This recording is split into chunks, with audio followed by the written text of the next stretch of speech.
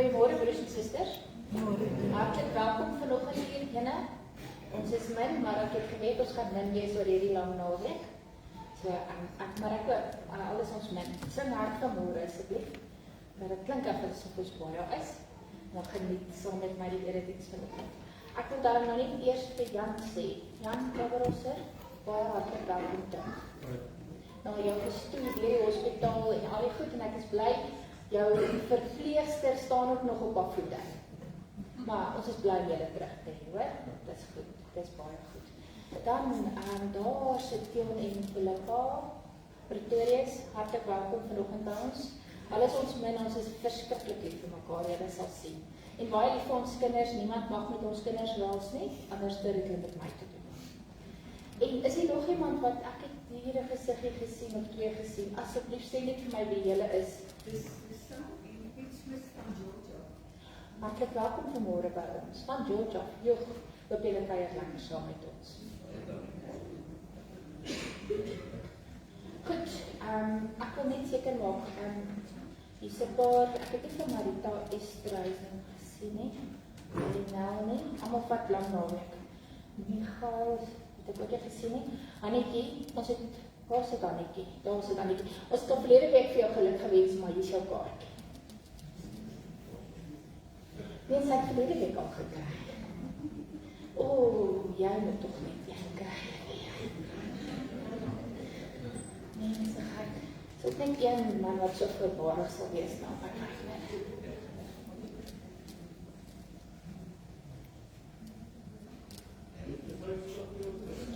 Hy's op pad.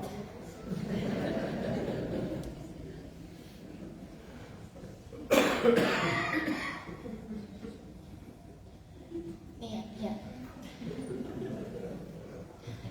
Ek het Dinsdag vir die Bybelstudiegroep vertel dat ons het so oor name gepraat, onthou julle. En name wat ons nie kan glo, ouens uit die Bybel uit kry nie, maar dis nie altyd positief nie.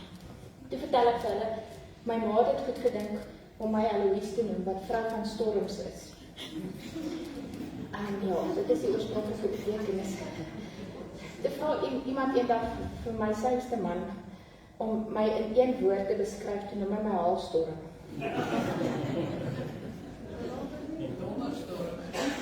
Haalstorm is erg.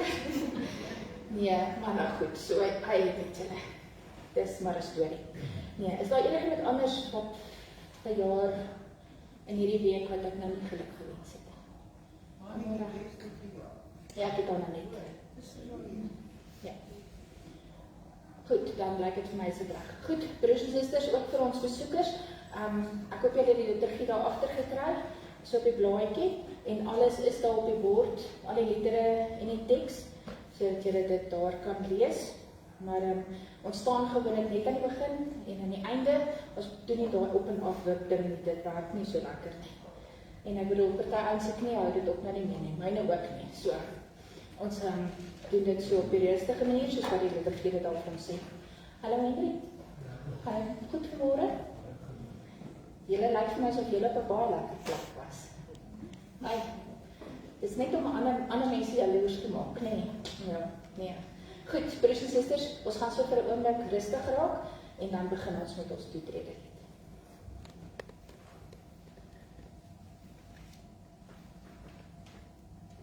Thank you.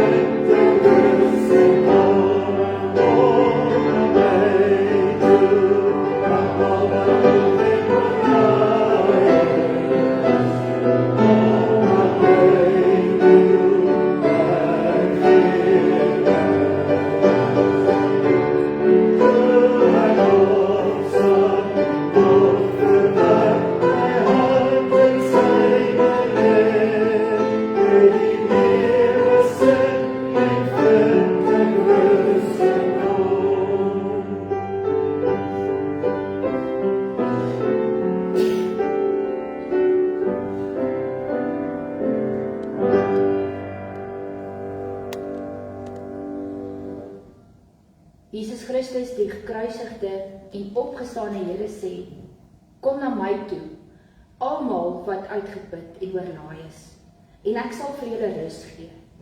Neem my juk op julle en leer van my, want ek is sagmoedig en nederig van hart, en julle sal rus kry vir julle gemoed. My juk is sag en my las is lig.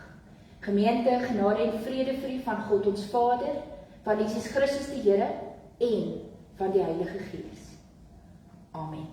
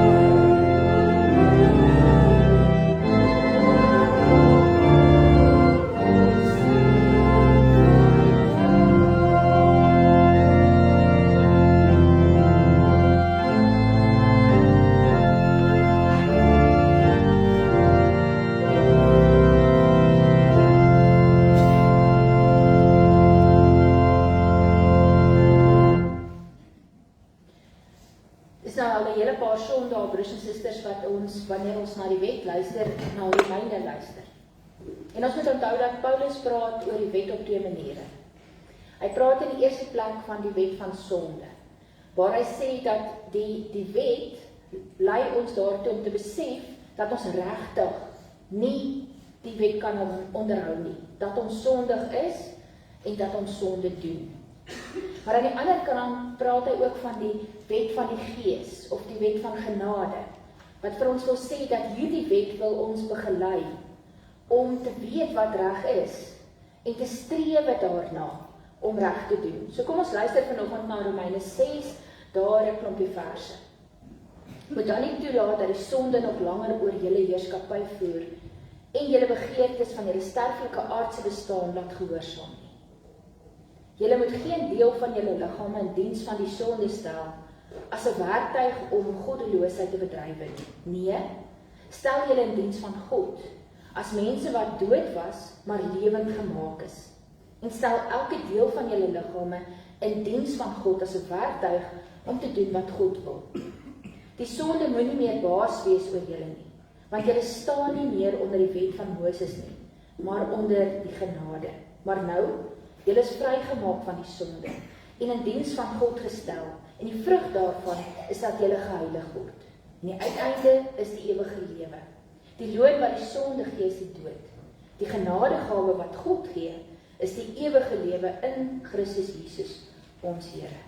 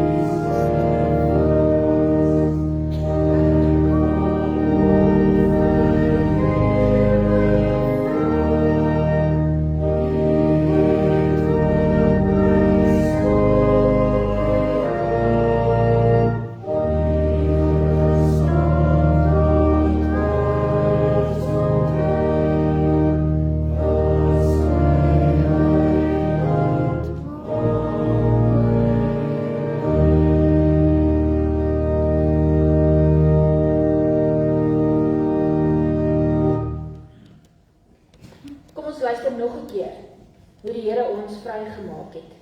Ons het saam met Christus gesterwe. Daarom glo ons dat ons saam met hom sal lewe.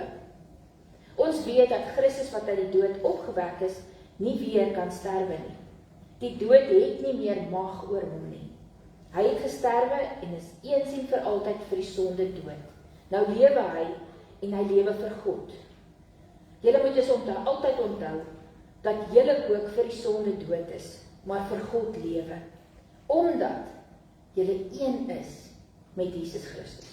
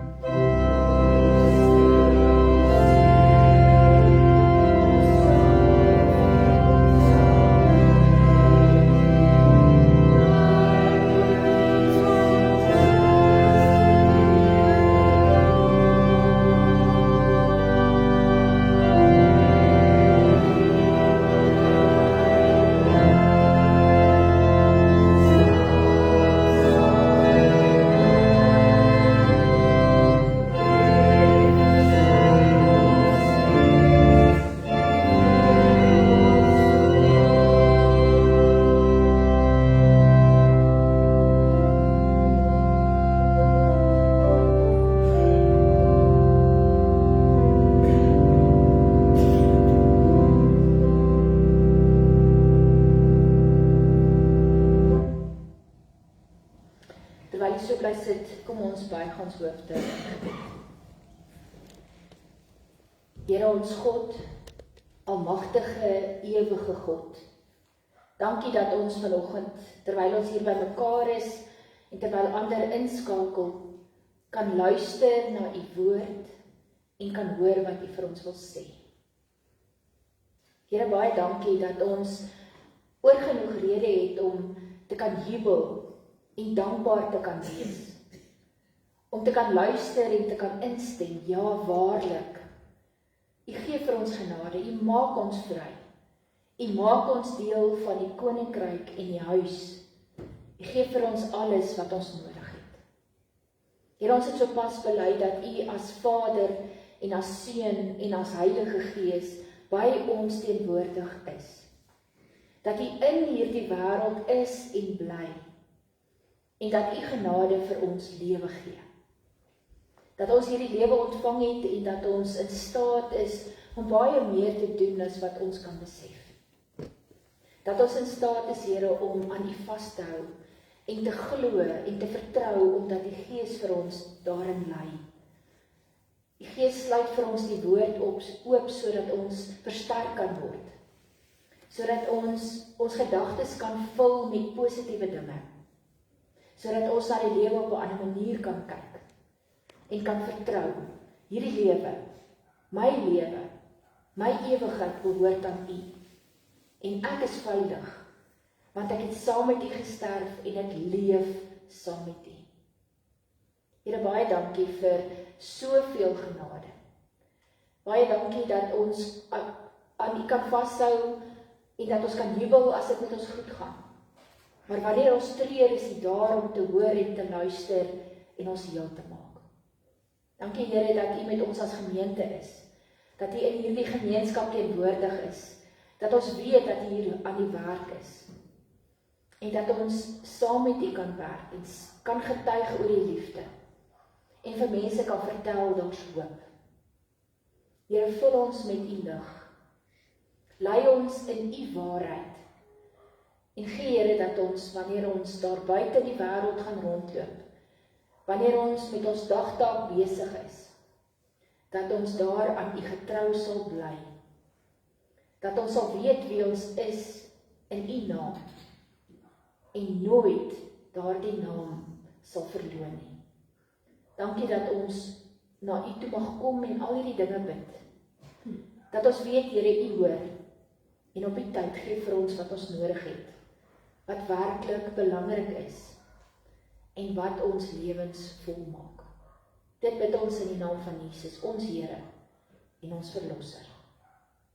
Amen.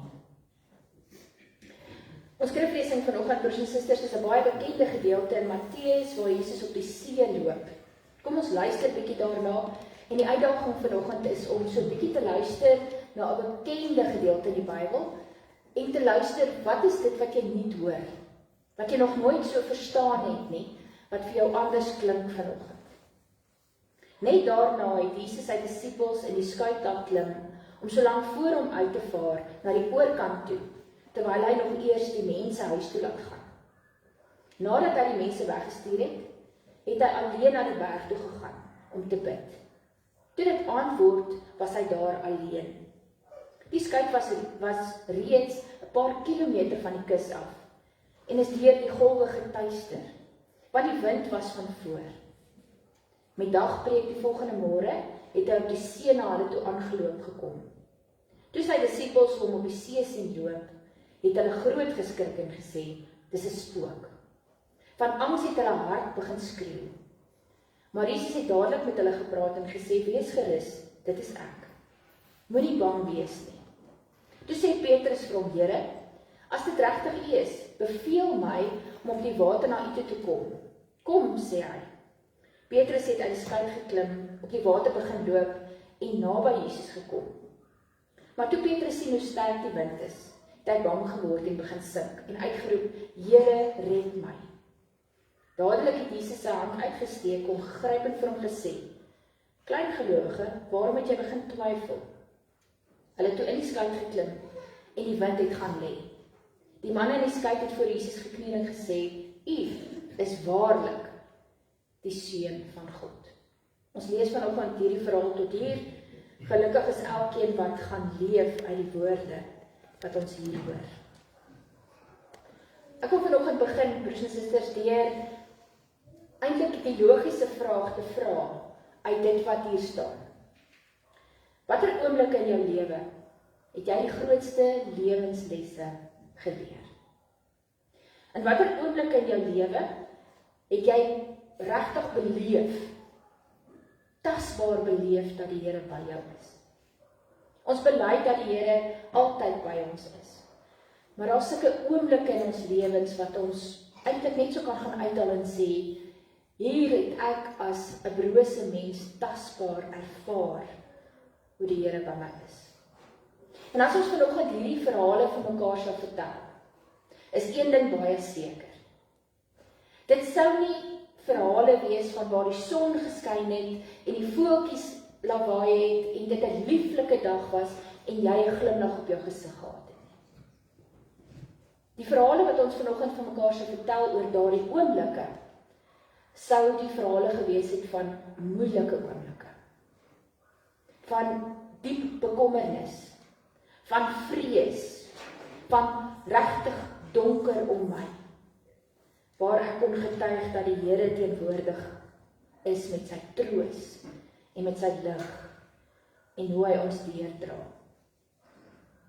Nou met verskoning aan die Bybelstudiegroep wil ek asseblief ook net hierdie verhaal herhaal wat iemand vir my daar vertel het, want dit het my so aangegryp. Dit is 'n verhaal van 'n pa wat siek geword het, sy kinders grootgemaak en hy is al oud en hy word siek. En hy lê daar en hy is stelselmatig besig om agteruit te gaan, so hy is pad om te sterf. Hierdie pa het nog nooit in die Here geglo nie. Hy het ook nie sy kinders so groot gemaak nie. Sy kinders moes buite die huis gaan. En daar op een of ander manier het hulle met die Christen geloof in kontak gekom en het hulle gelowiges geword. So hulle het met mekaar afgespreek en hulle kom terug huis toe. En hulle kom praat met hulle pa oor Christus en oor geloof. En omdat hy sterwend is, praat hulle met hom ernstig en diep. En iewers langs die pad het hy al hoe minder begin twyfel. En uiteindelik, net voor sy dood, kon hy vir hulle sê, hy glo werklik dat daar 'n God is. Wat vir my getref het van hierdie verhaal was nie net die feit dat hy wel tot geloof gekom het nie, maar die voorsienigheid van God wat ek in hierdie verhaal raak sien. Oor 'n God wat met die kinders op pad gaan loop het, om hulle gelowiges te maak, sodat hulle amper in 'n omgekeerde manier net terug kan kom na hulle pa toe en teenoor hom kom getuig, sodat die Heilige Gees hom kan oortuig dat daar wel 'n God is. Dat dit is hoe God werk, hoe sy voorsienigheid en sy almag werk in hierdie wêreld. En daaroor hoef ons nooit 'n twyfel te hê nie. As ons teruggaan na vandag se teks toe, moet ons baie mooi verstaan wat gebeur hier aan die begin. Jesus het hulle nie gevra om in die skei te klim nie. Hy het hulle nie uitgenooi om in die skei te klim nie, hy het vir hulle opdrag gegee. Hy het gesê, klim en vaar uit. En hulle het dit gedoen, want hy het vir hulle opdrag gegee. So ons moet verstaan dat die Here vir hulle in daardie skei sit, sonder dat hulle keuse het en hulle gaan die groot waters in. Maar hierdie opdrag wat die Here vir hulle gee, lei tot 'n lewensles. En nou, broers en susters, weet ons almal, as 'n mens ooit iewers in 'n klaskamer gesit het en jy het 'n klomp goed geleer, gaan daardie goed nie vir jou 'n werklikheid wees, regtig kennis wees voordat jy dit kan toepas nie. Wiskunde bly teorie, fisika bly teorie, totdat jy dit gaan toepas en presies sien hoe hierdie teorie werklikheid word. Hoe dit werk as jy met wat ook al, yster en hout en al die goeders werk en besef dat dit is waar die teorie grondvat. Nou, dit is presies dieselfde met hierdie disippels. Hulle in Matteus het al die bergrede gehoor. Hulle het al wonderwerke gesien. Hulle het Jesus hoor praat, hulle het Jesus sien optree. Maar dit alles is nog so 'n bietjie kopkennis, né? Dis goed wat hulle sal kan sê, maar glo hulle dit regtig? Vat dit grond? Gaan hulle dit verstaan as hulle dit moet weergee? En daarom dat 'n mens hierdie geleentheid, hierdie gebeure 'n lewensles noem. Want Jesus stuur hulle hier op die water uit, sodat hulle uiteindelik dit wat hulle gehoor het, kan verstaan, kan toepas, werklik kan glo. En dit is wat met hulle in hierdie skuit gaan gebeur.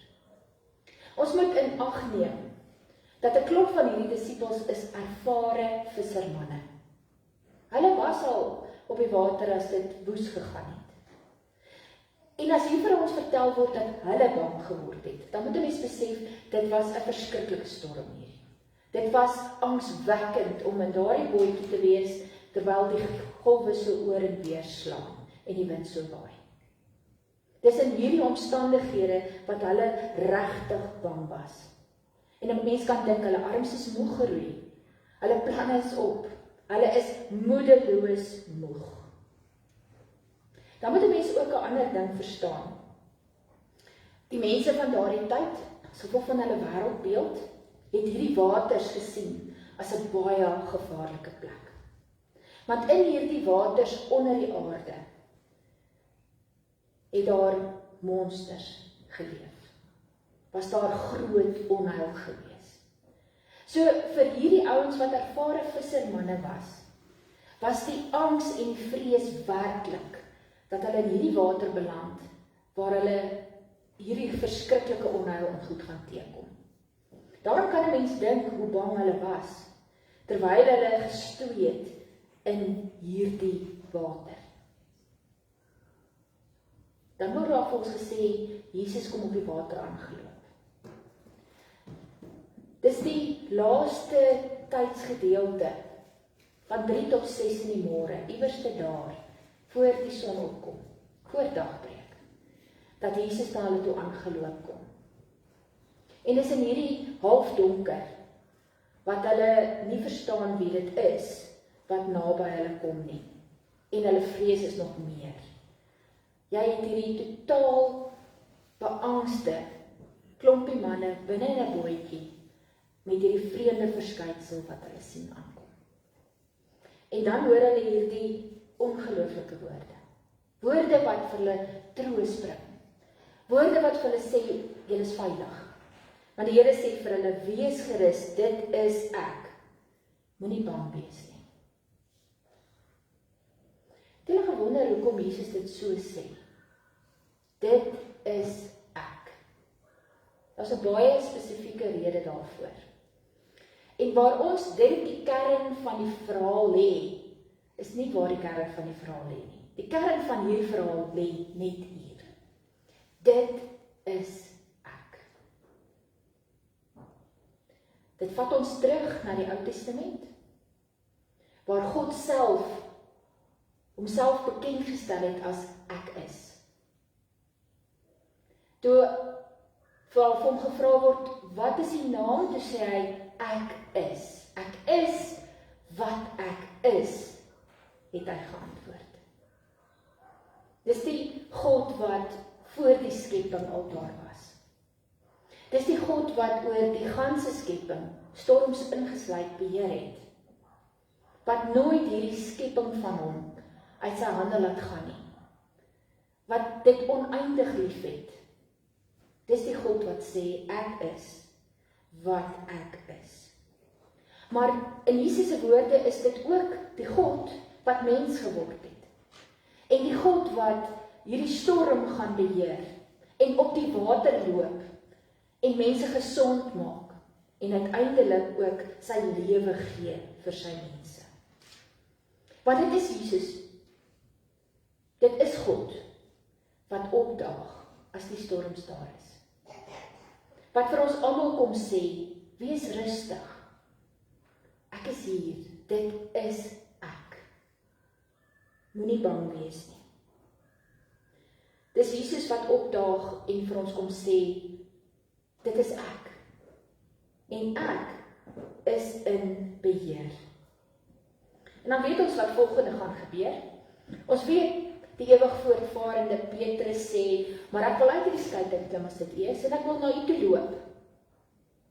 Hoekom Petrus dit gedoen het, kan ons raai. Maar hy is voortvarend. Ons ken hom as 'n ou wat baie vinnig kan praat, en dan iewers langs die pad val dit bietjie plat. En dis presies wat hier gebeur. Hy klim uit daai boot uit. Hy stap aan na Jesus toe. En die oomblik toe hy besef in watter omstandighede hy is, toe hy die storm sien en die wind hoor, toe is dit asof alles vir hom in mekaar val en hy sink. En dan, broers en susters, kom die belangrikste woorde wat 'n gelowige ooit kan uiter. Die woorde wat elkeen ons vandag aan ons ore en aan ons harte moet knoop.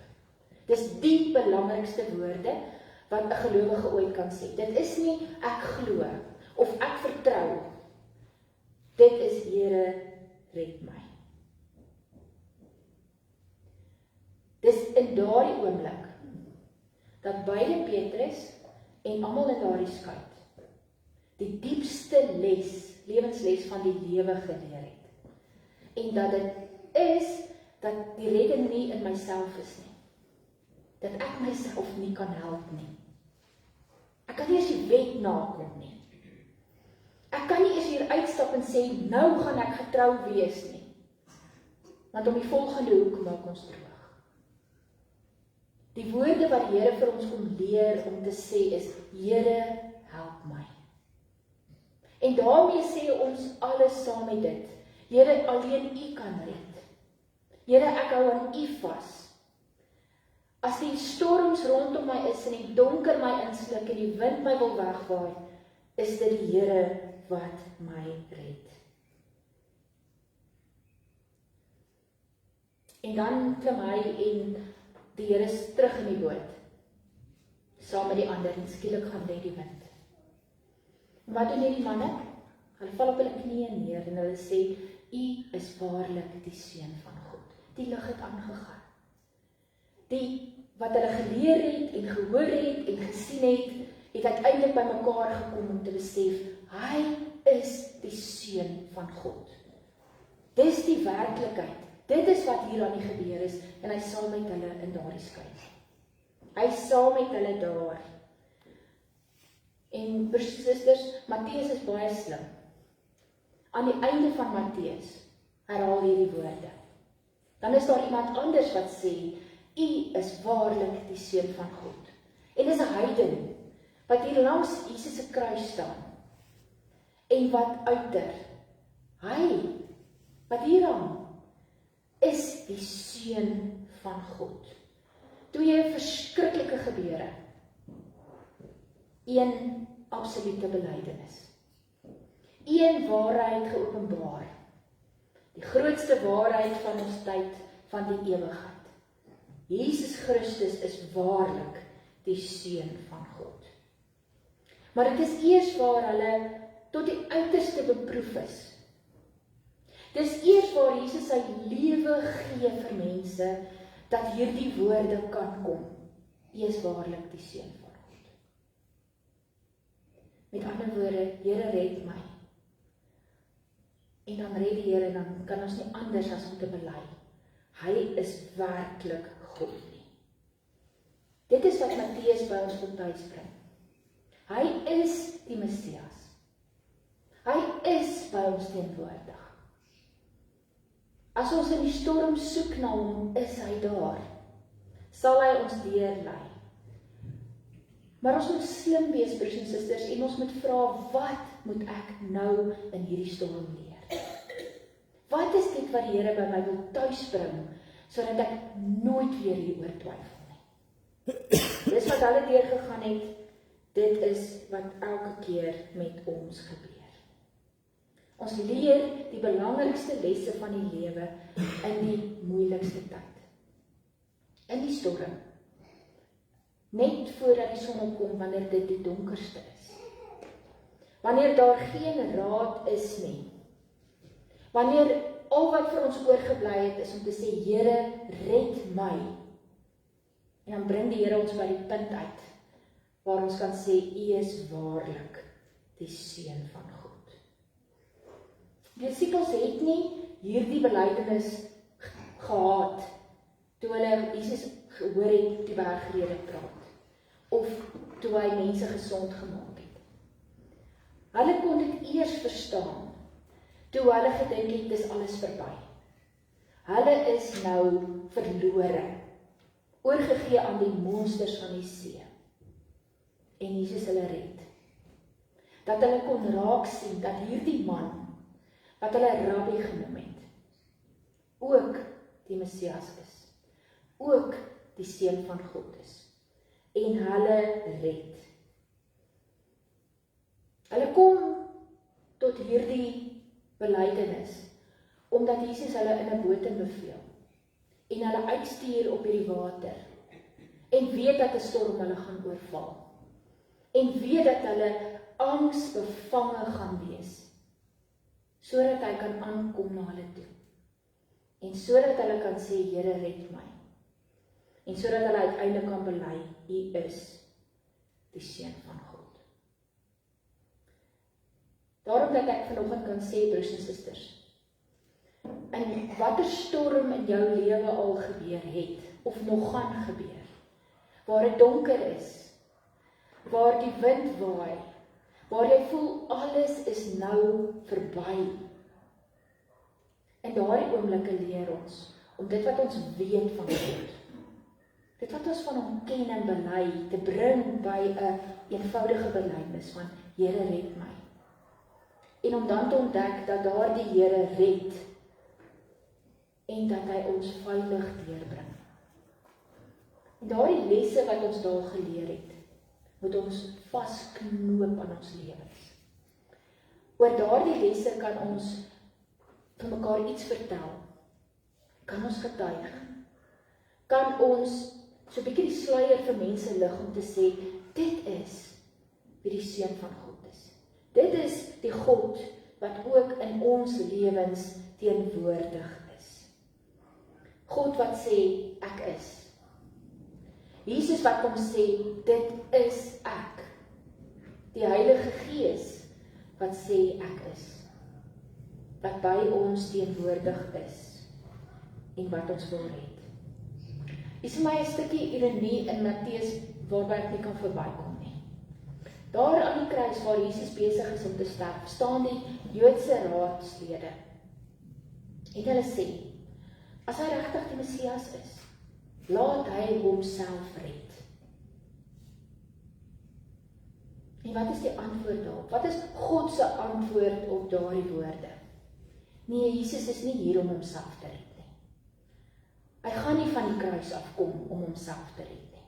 Hy is hier om ons te red. En ons uiteindelik saam met hom na die ewigheid en die koninkryk toe te vat. Hy is hier om sy lewe te gee, sodat ons kan gered word en oorwin, en saam met hom lewe. Hy wat ek is, gee sy lewe, sodat ons kan lewe, sodat ons saam met hom kan sterf, en saam met hom kan opstaan. Die storm is die toets. En dit wat ons daaruit moet leer, is die ewige lesse, wat ons op geen ander manier gaan leer nie. Waaraan ons moet vashou, wat ons moet bely. Deur daardie storms wil die Here hê jy moet jou op jou knieë val en sê, U is waarlik my God, Seun van God, Heilige Gees. Alles wat ons weet van Jesus, leer ons, ja, ons leer dit uit sy woord en deur sy Gees, maar ons ervaar dit, wanneer hy daar is, as ons hom nodig het. Wanneer hy ons lewens vul, wanneer hy ons gebede beantwoord, wanneer hy vir ons gee wat ons nodig het. Dink aan jou donkerste oomblikke en hoor die Here se stem. Dink aan wat jy daar geleer het en ervaar hoe dit jou vasbind aan God en aan sy genade. Hy was daar teenwoordig. Hy sal altyd daar wees om ons deur te lei, om die storm stil te maak en ons uiteindelik op ons knieë te bring waar ons kan bely dat hy ons God, ons redder en ons verlosser is. Die bootjie is vir my 'n mooi metafoor, broers en susters, 'n mooi beeld. Want ons is baie keer saam in die bootjie. En ander mense is in ander bootjies op dieselfde oseaan. Ons almal beleef hierdie benoude oomblikke. Oomblikke waarin ons nie geen hoop het nie. Waar ons dink ons word totaal oorweldig. Wanneer ons bang is dat die omstandighede ons gaan insluk en ons gaan vernietig. En ons is in dieselfde bootjie waar ons kan ervaar hoe God opdaag en red en genees en herstel en deurdra. En dis daardie goed wat ons maar vir mekaar kan vertel. Dis daardie goed wat ons met mekaar kan deel om te sê, hy is werklik ons God en ons redder. Dis wat ek daardie dag geleer het oor God en oor myself en oor sy genade en oor sy onvergeetlike teenwoordigheid. Kom ons bely saam. Kom ons deel ons ervarings. Kom ons deel ons lesse met mekaar. Kom ons gaan getuig teenoor ander oor die genade en die redding van God. En die tasbare oomblikke waar ons weet dat hy sy woord ook in ons lewens gehou het. Dat hy opdaag as ons hom nodig het. Dat hy daar is, dat hy lief het, dat hy red. Dat hy ons leer om aan hom vas te hou. Dat hy ons leer, hy is, ek is. En ek sal hier wees want ek kies dit. Kom ons gaan bid ons redder en ons verlosser.